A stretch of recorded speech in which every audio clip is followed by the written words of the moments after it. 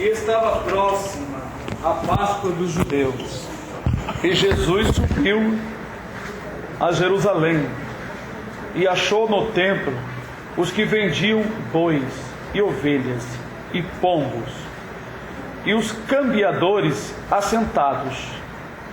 E tendo feito um azorrague de cordéis, lançou todos fora do templo, também os bois e ovelhas, e espalhou o dinheiro dos cambiadores, e derribou as mesas. E disse aos que vendiam pombos: tirai daqui estes, e não façais a casa de meu pai casa de venda. E os seus discípulos lembraram-se do que está escrito: o zelo da tua casa me devorou.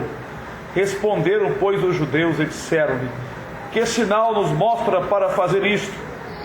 Jesus respondeu e disse: derribai este templo e em 3 dias o levantarei.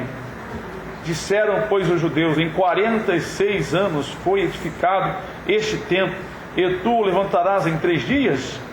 Mas ele falava do templo do seu corpo.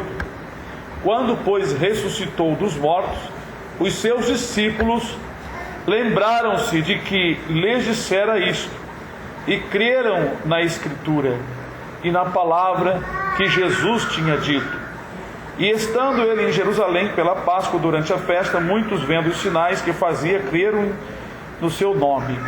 Mas o mesmo Jesus não confiava neles, porque a todos conhecia, e não necessitava de que alguém testificasse do homem, porque ele bem sabia o que havia no homem.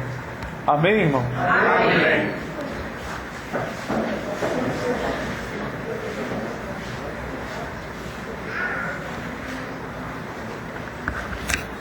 É interessante nessa passagem, está escrito aqui que muitos creram no Senhor pelos sinais que viram, mas o mesmo Senhor não confiava neles. Estranho, não é? Porque o Senhor sabia o que estava no coração.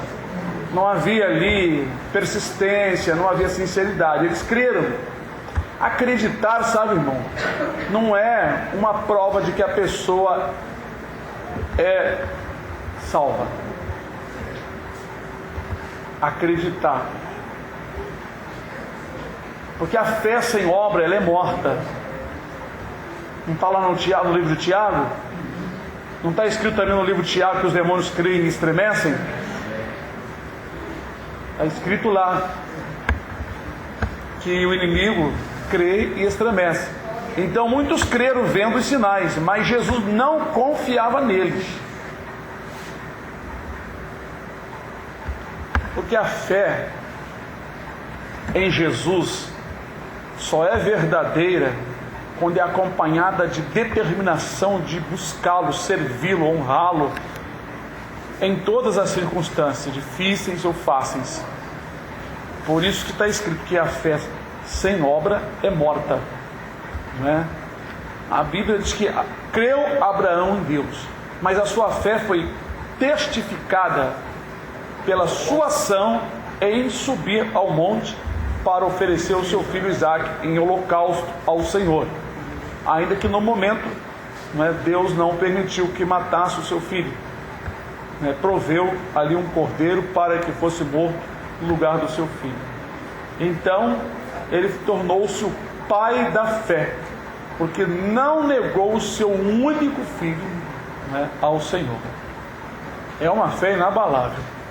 Bom, irmãos, mas aqui o texto fala em alguns assuntos, né? Um dos assuntos é a purificação e o zelo. Sabe que tem pessoas que não esquentam a cabeça quando vê coisa errada nas igrejas? Mas tem aquele que se angustia, fica triste, fica com raiva, né? Às vezes dá até uma ira na gente ver coisas erradas. Pois é, o Senhor ele atenta para isso. Jesus, ao chegar no templo, como eu já disse para os irmãos, o templo não era somente esse quadrado aqui. Na verdade, essa parte aqui, a construção que era onde tinha lá o Santo do Santo, era a parte menor. Mas o templo era construído de pátios e câmaras e quartos que havia em redor dos muros. Primeiro, segundo e terceiros andares. Então havia pátios, chamados de átrios. É nesses lugares que estavam os vendedores, cambiadores, chamados de cambista, cambiador. Os cambiadores, não é que eles vendiam qualquer coisa, era só os animais. Pombo, cabrito, bode, cordeiro, boi. Esses animais eram trocados pelos valores para que as pessoas que vinham de muito longe, 100, 200, 400 quilômetros de distância, para oferecer o sacrifício ali. Deveria ser no templo. Todo o sacrifício, toda festa deveria ser feita ali. Então, na ocasião da Páscoa, muitas pessoas iam comemorar sua Páscoa e sacrificavam o cordeiro ali. E havia outras festividades ou sacrifícios. Então, para facilitar os ofertantes, os sacerdotes, sumo sacerdote, vou dizer assim, aqueles que compunham ali o ministério do templo, todo o ministério de sacerdotes levitas, concordaram em deixar os cambiadores fazer negócio ali dentro, o que na lei não deveria ser feito. Tinha que ser comprado fora, em outro lugar, não botar venda dentro. Podia ser fora, mas não dentro do templo. O templo não poderia ser profanado, porque isso seria uma profanação. Como também colocar pessoas de outra nação residente ali, junto com o sacerdote, e outros ídolos, e qualquer outra coisa. Então Jesus, ao fazer aquilo ali, ele demonstrou que os sacerdotes não tinham zelo, estavam mais preocupados com as comidas e com as dádivas. Por isso permitiam, como hoje nós vemos igreja colocando cantina, vendendo um monte de coisa, e não levanta ninguém na igreja para falar nada, porque fica todo mundo com medo. Cadê o zelo? Aí nós lendo Ezequiel 9, nós vemos que no tempo lá de Ezequiel, enquanto Ezequiel estava no cativeiro em Babilônia, porque Nabucodonosor já tinha levado um grupo para o exílio, Deus mostrou para Ezequiel, estando ele em Babilônia ainda, as sequências de juízo, de coisas que estavam acontecendo. Então ele mostrou, um varão com um tinteiro de escrivão na sua cinta, e mais outros com ele, e mandou aquele varão que marcasse a testa dos homens de Jerusalém, que estavam gemendo e suspirando, por causa das abominações que se cometia no meio de Jerusalém.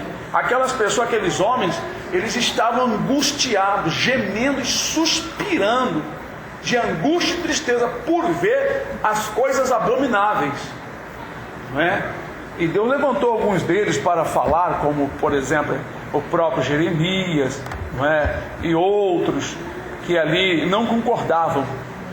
Então, no tempo de Jesus, ninguém estava esquentando a cabeça com o que estava acontecendo no pátio ali. Não levantou ninguém com coragem, porque nem o sumo sacerdote, nem o sacerdote podia fazer nada contra Jesus. Porque se eles viessem falar, Jesus ia dizer: vocês que têm o conhecimento da lei, sabem que não pode profanar, por que vocês deixaram de ser profanado esse lugar? Com vendas.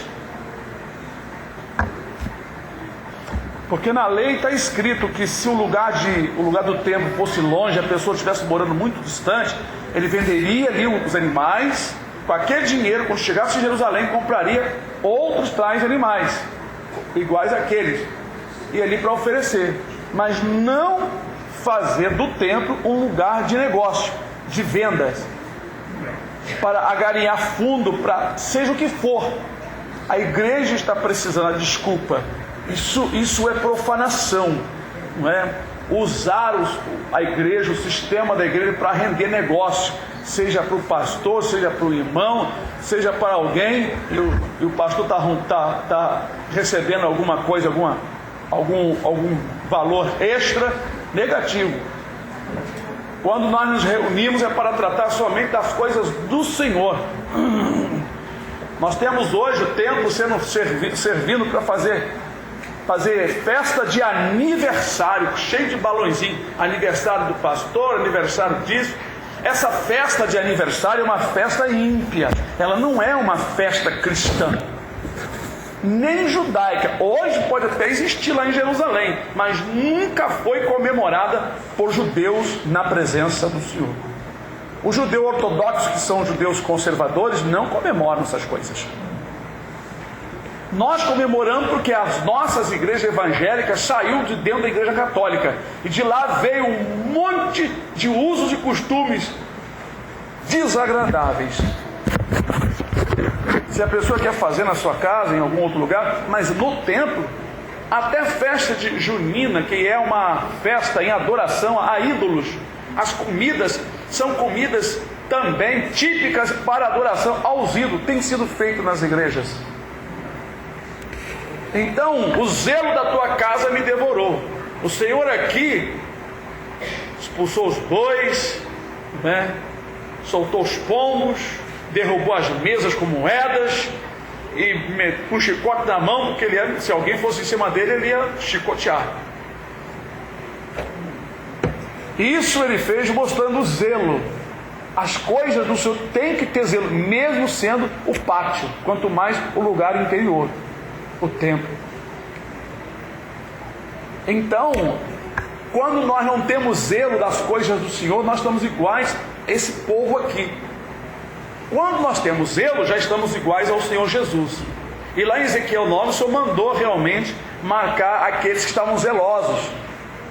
Nem podiam fazer muitas coisas, porque o império todo estava na decadência e na maldade, ao ponto de prenderem Jeremias nos últimos dias de Jerusalém. Jerusalém foi encontrada, praticando perversidade. Jeremias foi encontrado preso. O rei fugiu por uma abertura que fez na parede. Deus usou o profeta para fazer essa encenação muito antes que ia acontecer, e mandou que o profeta fechasse os seus olhos, mostrando que o rei não veria a terra para onde ele iria se mudar. Que Nabucodonosor mandou arrancar os olhos dele, meteu mesmo ali a ponta de uma lança, uma coisa, e arrancou. Mas antes de arrancar o olho dele, o Senhor permitiu ele ter a última visão da sua vida: ver os seus filhos sendo degolados.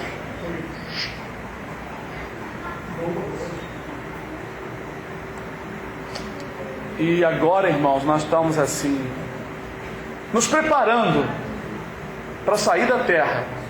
Todo que for zeloso e andar corretamente, o Senhor vai retirar. Mas os demais, a maioria, o Senhor tem dito que vai deixar aqui, porque não se importam com as coisas erradas que estão acontecendo. Não estão nem aí. Nós temos que clamar ao Senhor. Senhor, até quando essas abominações nessas igrejas? Senhor, até quando, Senhor? Pessoas abomináveis estão maltratando as coisas do Senhor, como disse Moés. Não sentem nada. Então, irmãos, essas pessoas vão ficar na grande tribulação. Eu acho que, pelo que o Senhor tem revelado, será pior do que os reis passaram no passado, os desobedientes passaram no passado. Será pior. Então, vamos buscar a Deus, Então, prosseguindo aqui, o Senhor Jesus, então, irmãos, ele entrou expulsando. É claro que ele não fez aquilo ali várias vezes, só fez uma vez, para dar exemplo, E as pessoas chegaram para ele, os judeus: que sinal fazes tu para provar isso aí que você está fazendo? Veja bem que eles queriam uma autoridade. Vem cá, você é autoridade para estar fazendo? Que sinal nos mostra para você estar fazendo isso? Qual é a prova que você dá de autoridade para você estar fazendo isso? Aí Jesus usou essa passagem, essa palavra: derribai este templo. Eles logo pensaram no templo, Derribai este templo, em 3 dias eu reedificarei. O templo de Jerusalém, ele tinha um significado interessante. O templo de Jerusalém representava o próprio Senhor Jesus, o próprio Deus e a igreja. Assim como o templo tem que ser limpo, sem vendilhões, nós, segundo as Escrituras, a Bíblia diz: vós sois o templo do Espírito Santo. Não pode ter em nossos corações, né, colvinho de ladrão, negociante, coisas estranhas dentro de nós. Nós temos que ser puros para que o Espírito permaneça, porque o nosso ser torna-se um templo do Espírito Santo, porque o Espírito Santo habita aqui e nós oferecemos ao Senhor culto e adoração todos os dias, todos os momentos, as nossas orações, o nosso louvor, a nossa meditação. Então o nosso interior tem que estar limpo. Quando nós insistimos com algumas coisas, o Senhor entra com um chicote, né, para limpar. Então essa limpeza tem que ser feita. Ele limpa de uma forma ou de outra. E quando a pessoa não quer, Deus limpa a si mesmo, porque Ele vai submeter a uma situação que a pessoa no final ele vai pedir misericórdia do Senhor. Então, nós que temos tido a sabedoria, não vamos deixar que precisemos de um freio, um cabresto para o Senhor frear. Vamos pedir essa graça e vamos limpar o nosso interior, tirar as mágoas, né?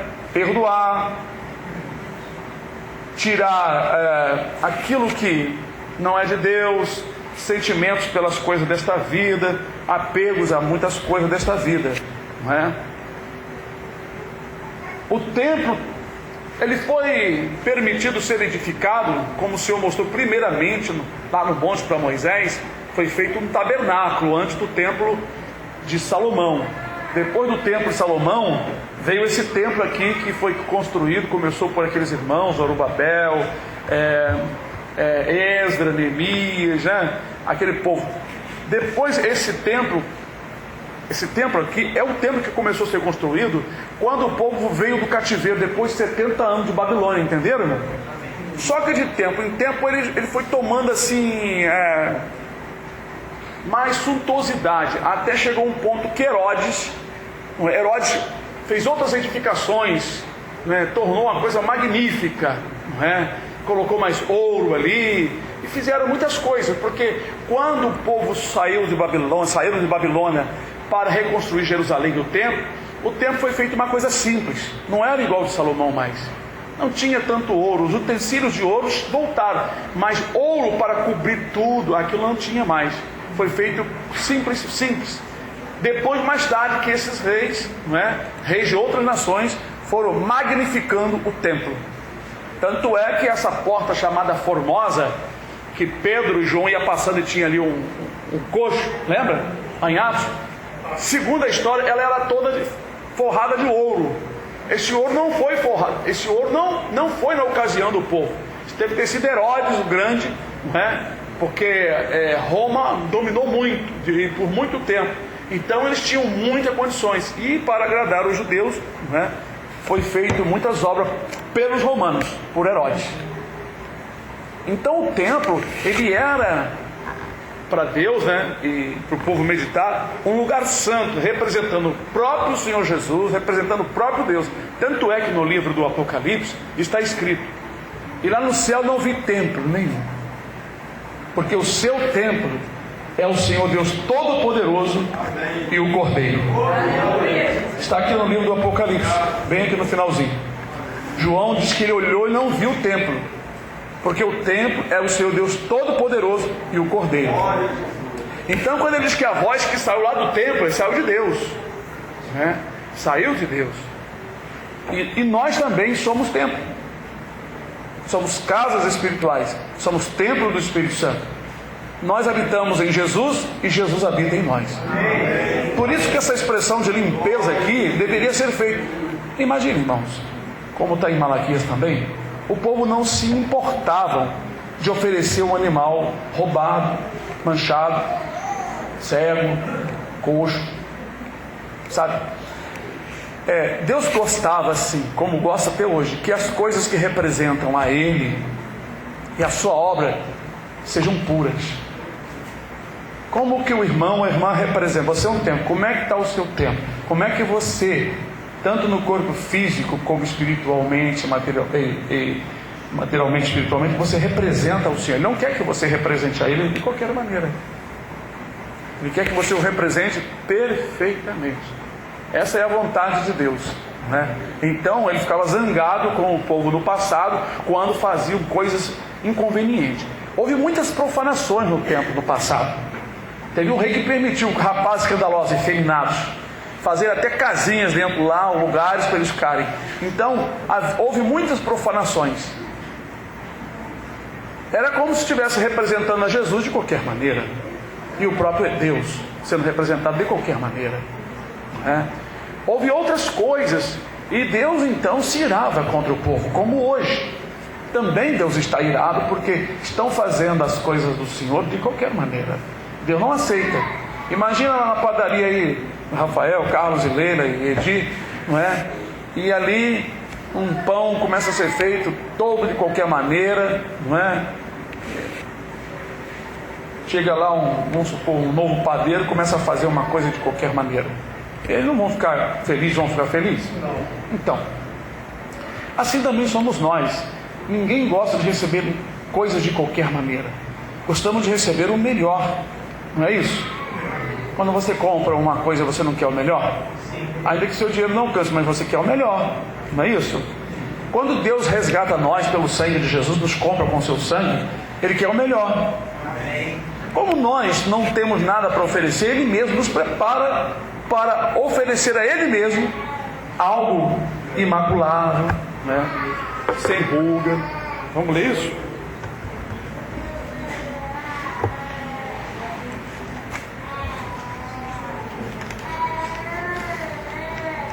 Por isso que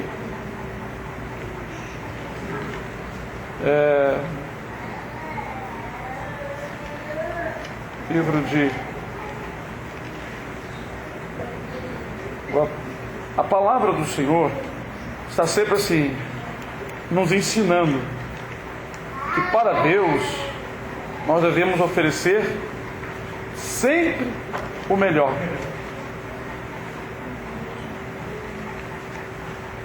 Deixa eu ver aqui uma passagem aqui. Efésios 5, versículo 22 em diante, que diz assim: vós mulheres, 5:22, vós mulheres, sujeitai-vos a vossos maridos como ao Senhor, porque o marido é a cabeça da mulher, como também Cristo é a cabeça da igreja, sendo Ele próprio o Salvador do corpo. De sorte que, assim como a igreja está sujeita a Cristo, assim também as mulheres sejam em tudo sujeitas a seus maridos. Vós, maridos, amai vossas mulheres, como também Cristo amou a igreja, e a si mesmo se entregou por ela, para a santificar, purificando-a com lavagem da água pela palavra, para a apresentar a si mesmo igreja gloriosa, sem mácula, nem ruga, nem coisa semelhante, mas santa e irrepreensível. Então o Senhor, Ele se entregou por nós, ou seja, fez aquele sacrifício para que o Espírito Santo viesse para adornar a igreja, santificar a igreja. Ele se entregou a si mesmo pela igreja, para santificá-la para Ele mesmo. Então, como nós não tínhamos nada para oferecer para o Senhor, e Ele queria casar conosco, Ele quer, então o que Ele fez? Morreu, para que através da sua morte na cruz, Deus desse à igreja o Espírito Santo, o qual prepara a igreja para Cristo. Então a igreja só vai casar com Cristo quando ela estiver sem ruga, sem mancha, sem coisas erradas, porque nós, sendo o templo, temos que ser oferecido ao Senhor um templo limpo e purificado. Limpo e purificado e santificado. Outra coisa que eu quero falar sobre o texto de João é que eles pediram um sinal, né? Então Jesus disse que esse seria o sinal: derribar esse templo e em 3 dias reedificarei, falando do seu corpo. Este foi o sinal. Então ele disse que o corpo dele era templo, e aquele templo significava o corpo dele também. Tinha que estar limpo, como o corpo dele era ali.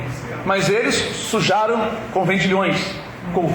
Na outra escritura diz assim: covis de ladrões. Covis de ladrões, porque eles roubavam as pessoas, né, além do valor.